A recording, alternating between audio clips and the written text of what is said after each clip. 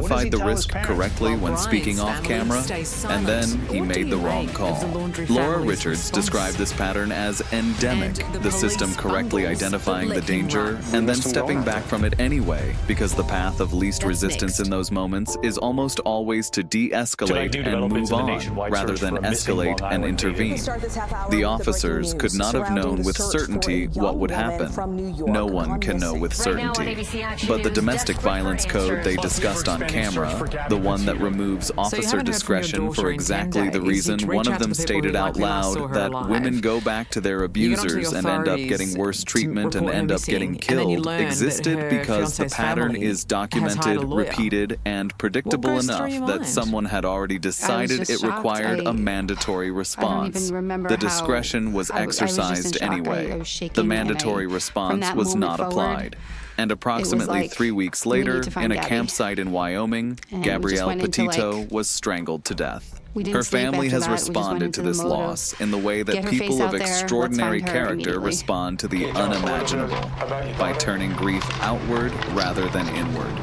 The Gabby Petito Foundation was established by her parents to draw The search for attention to Gabby missing Petito persons was cases urgent and and domestic intense. violence, to And the use story Gabby's very story quickly as a became catalyst for headline conversations that I might think otherwise people were never first happen, interested and to because provide you some had this measure of beautiful couple support that and portrayed visibility themselves to as being victims so and happy families on who the will road. never receive the And kind of everyone global was so attention that convinced Gabby's that case this generated. journey was so Joe Petito incredible. has And I spoken think publicly when it and took a turn, repeatedly people about the became very, inequality very in media curious what was coverage of happening missing behind the persons, scenes. about the Brian cases that Enton was receive one of no the first attention and no journalists to resources start and no reporting army on of Gabby's online disappearance. investigators about I'm the not work sure that I've still ever needs covered a story doing. where there's He has this said much that if the interest. foundation saves You even have one the person, entire if it country and changes really the even one entire outcome, world then it is worth trying to everything. find Gabby What people Petito. remember about Gabby Petito, those who knew her wasn't and just those the who only mainstream knew of media her, paying is the attention. quality of her Online, enthusiasm for Gabby's being story alive. was gaining The way she talked extraordinary about momentum. sunrises, the way she convinced people to drop whatever they were doing and come look The at something public is beautiful. invested, and they're The way going she wanted, through above every almost everything single else, Instagram to share post, her every world single with other post people. this To couple say has here, ever made, look at this. basically, and looking Isn't it for every incredible? little clue. Come with me. The things that people She got her find, audience in the it's so end, unbelievable, far larger things than that she I would ever have never even imagined, noticed. drawn to her story by heartbreak rather than joy, but drawn nonetheless. Her father, Joe, has said that she made him proud, that she continues to make him proud, that if she is watching from somewhere, she should know that the legacy she left behind is one of change and awareness, and a world that is, in small and important ways, paying more attention than it was Brian before. only a person of He said the interest in last Gabby's words they disappearance, exchanged were, not a "I suspect. love you." She said it back. He holds on to that. Whatever else has been taken, that has not been.